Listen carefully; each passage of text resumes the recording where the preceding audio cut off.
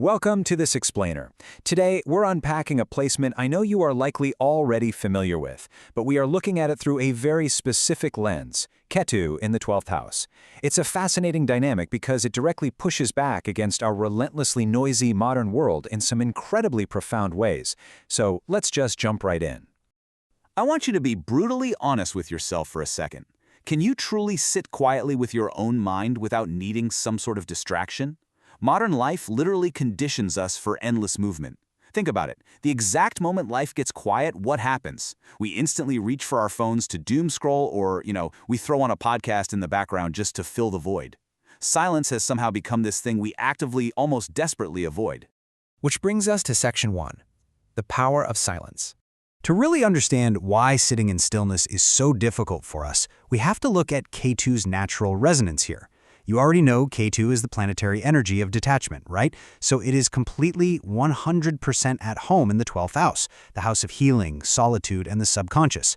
But notice the wild contrast here. While most of the world is frantically running around seeking answers in all that external noise, this placement demands a totally different approach. It acts like a cosmic anchor, pulling you inward, and it reveals that absolute silence teaches us way more than constant activity ever could. There's this powerful truth that always comes to mind with this placement. Solitude reveals what busyness conceals. When the screens finally go dark, and let's face it, that's rare, we quickly realize that our constant need for distraction is really just a habit. It's a tool we use to delay understanding ourselves and to hide our unprocessed emotions. Ketu challenges that head-on. It reminds us that those quiet moments, they aren't just empty space, they're actually the doorways to genuine self-discovery. Moving on to Section 2, solitude versus isolation. Because people with this placement get overwhelmed by crowds so easily and require that regular alone time to restore their balance, we really have to draw a clear line in the sand here. Solitude creates healing through honest self-reflection. Isolation, on the other hand, creates suffering by severing your meaningful human connections. From the outside, sitting alone in a room might look exactly identical, but the internal results, completely opposite. One of the greatest lessons here is learning that healthy solitude actually strengthens the heart, while emotional withdrawal and isolation will slowly, inevitably weaken it. Let's dive into Section 3, the subconscious mind. When all that external noise completely disappears, hidden thoughts inevitably bubble up to the surface. The 12th house governs this incredibly rich, complex inner world. We're talking dreams, the subconscious mind, endings, deep healing, surrender, and ultimately liberation from worldly attachments. When you achieve true stillness, you enter this space where old memories suddenly return out of nowhere, and unresolved emotions quietly ask for your attention. This is where your deep psyche finally has the room to speak. But operating at this depth means your intuition requires conscious reflection. You might experience super vivid dreams, or find yourself easily sensing the emotional undercurrents beneath ordinary conversations, really hearing what's left unspoken. But that powerful intuition has to be balanced with deep self-awareness.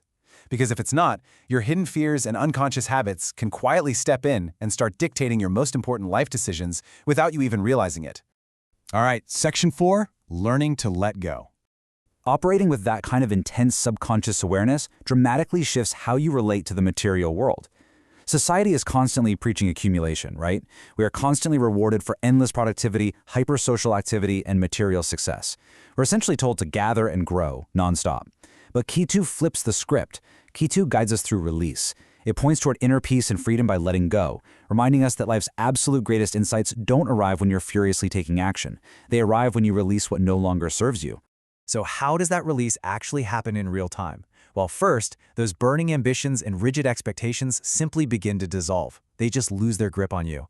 As a result of that, your relationships naturally start to shift, and old identities slowly disappear. Actually, it's more like they are gently dismantled over time.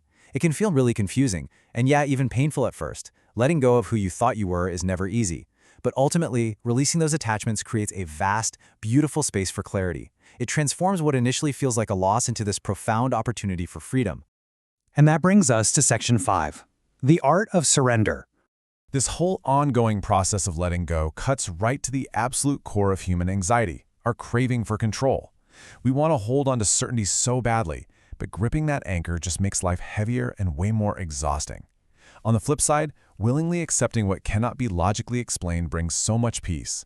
Spiritually, this placement teaches us that we can't instantly solve or logic our way out of everything.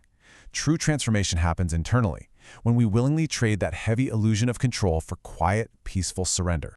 Which leads to this really beautiful realization: true silence is actually filled with awareness. Most people are terrified of silence because they believe it's just an empty void, nothingness. But it isn't. It is packed full of forgotten hopes, old wounds, and this quiet wisdom that can reconnect you with yourself, but only once you stop fearing the stillness. When your mind stops running from the quiet, clarity naturally appears. So, I'll leave you to ponder this. Are you finally ready to become still enough to hear the quiet truth waiting inside you? Look, the outside world is going to continue being loud, fast, and completely unpredictable. That is for sure. But perhaps the greatest transformation you can make right now isn't about doing more or acquiring more. Perhaps it's simply about embracing the calm within. Thank you so much for joining me for this explainer. I really hope it inspired you to carve out a little bit of quiet for yourself today.